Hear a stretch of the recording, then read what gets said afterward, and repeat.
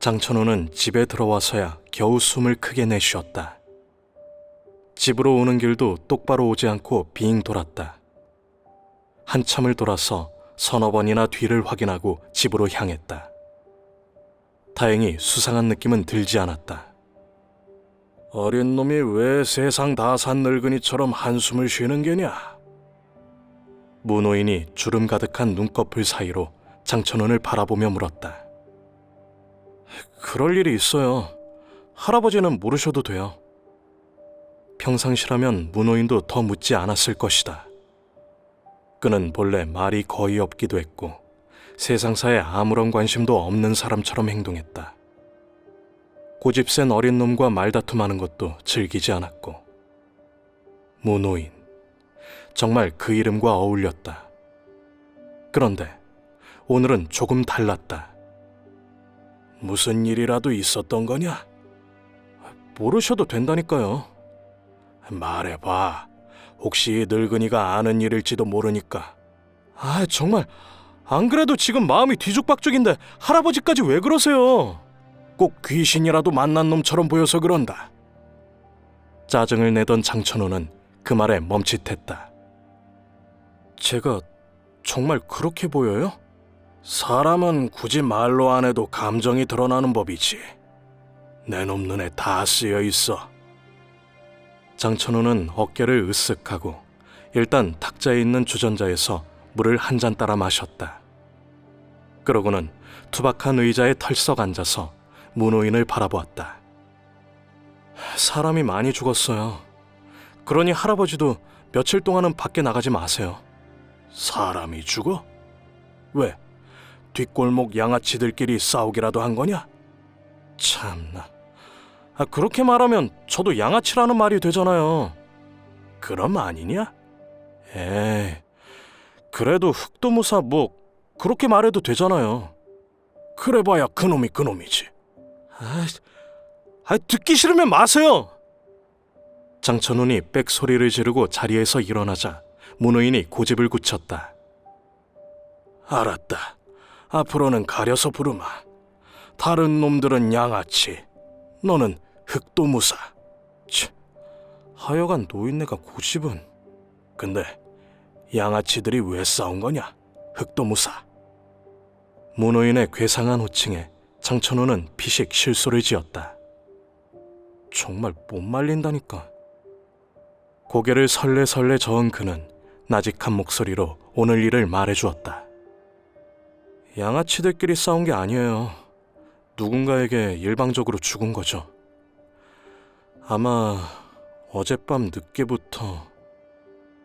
장천훈의 이야기를 듣던 문호인의 눈빛이 순간적으로 번뜩였다. 혹시... 장천호는 문호인의 눈빛 변화를 눈치채지 못하고 말을 이었다. 그런데 집으로 오다가 수상한 자를 만났어요.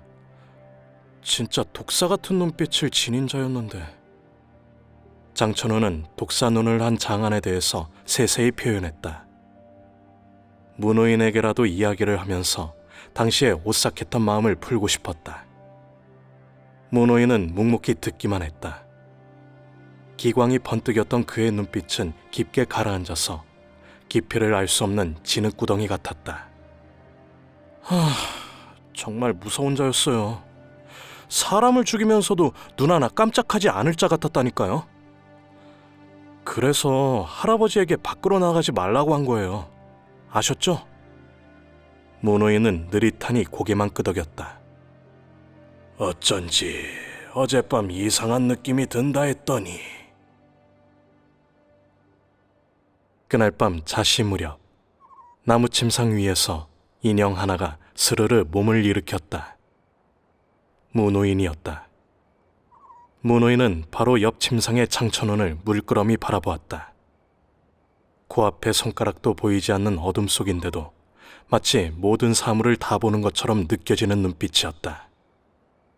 침상 위에 가부좌를 틀고 앉은 문호인은 장천훈을 향해 두 손을 뻗었다.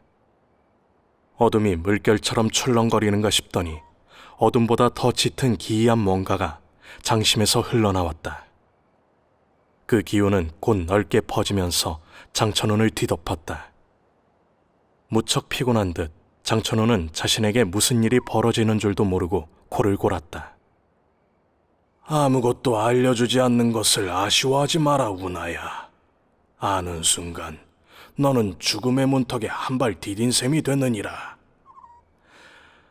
그들은 네 의식 속의 모든 것을 빼낼 수 있는 능력을 가졌기 때문에 나로선 말해주고 싶어도 해줄 수가 없구나.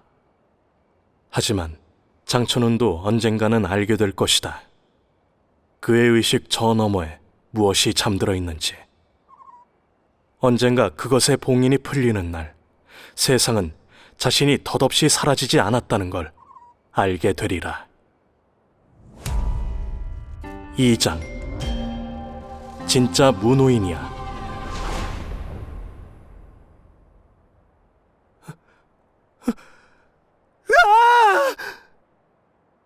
장천호는 비명을 내지르며 벌떡 일어났다. 온몸이 식은땀으로 젖어 있었다.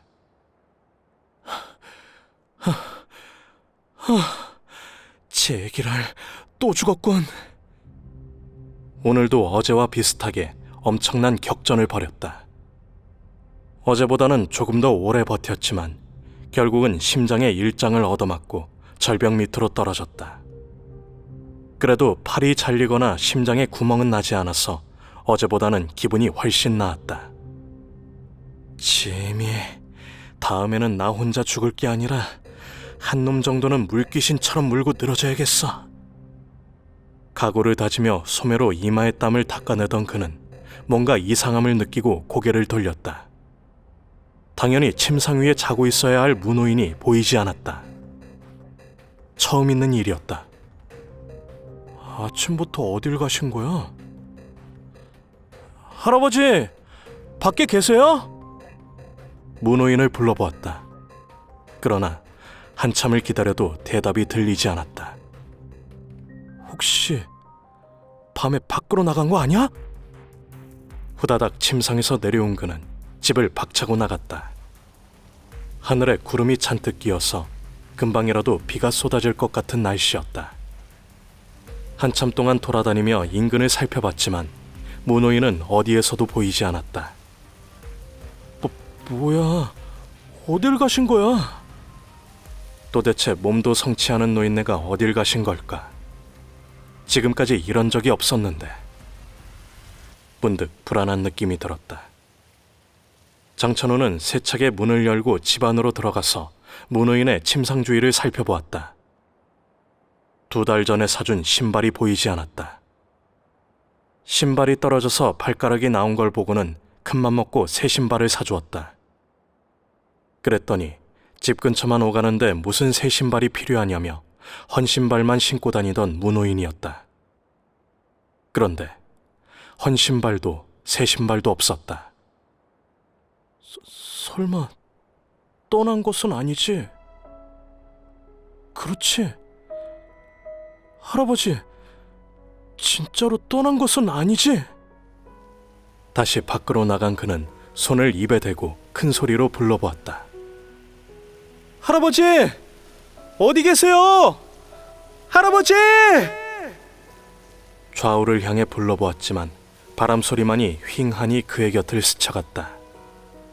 갑자기 가슴이 먹먹해졌다. 털썩.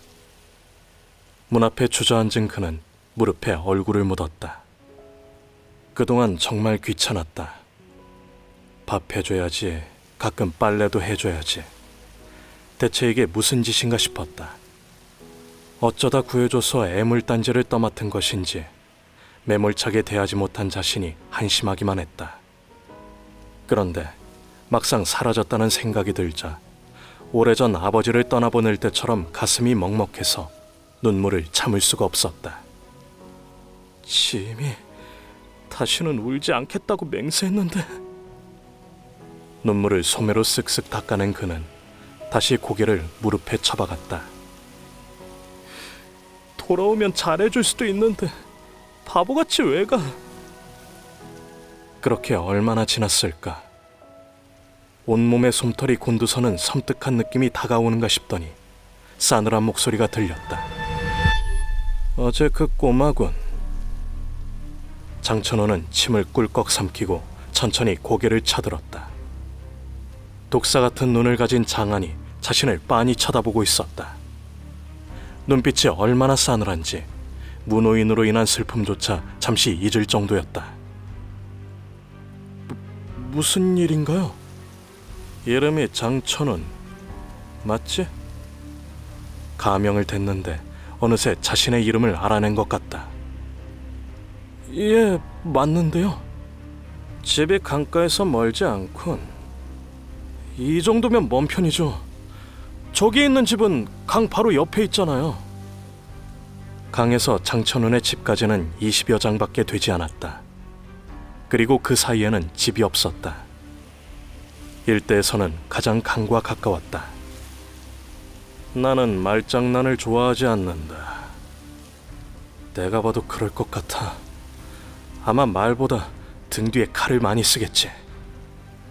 장천호는 속으로 그렇게 생각하며 일어났다. 일어나면서 작은 자갈을 손안에 쥐었는데 보이지 않도록 뒤쪽으로 숨겼다. 그래도 한 번 봐서 그런지 몰라도 어제보다는 덜 떨렸다. 저를 왜 찾아오신 거죠? 어제부터 느꼈지만 간이 큰 놈이군. 제법이야. 장한이 독사 같은 눈을 가늘게 좁히며 웃었다. 장천훈이 지금까지 본 웃음 중 가장 섬뜩한 웃음이었다. 남들이 그렇게 말하긴 하죠. 근데 어린 나이에 혼자 살려면 어쩔 수 없어요. 흑월로에 소속되어 있다더군. 소속이라기보다 잡일을 하고 밥을 얻어먹죠. 작년 여름 저 강에서 노인 하나를 구해주지 않았느냐? 노인요? 구해드렸죠. 그런데 왜요? 노인을 구해드리면 안 되는 건가요? 그 노인에 대해서 말해봐라. 장천호는 어깨를 으쓱하고 사실대로 말했다. 그 노인의 성은 무시해요. 빼빼하고 힘도 없어서 일도 못했어요. 그래서 제가 먹여 살렸죠.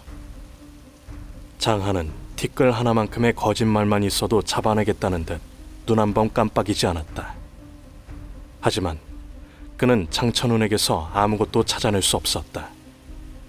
노인의 성이 무시라고? 예, 맞아요. 그 노인이 그랬거든요. 안에 없는 것 같던데 어디 갔지? 자신이 느끼기로 장한은 방금 도착했다.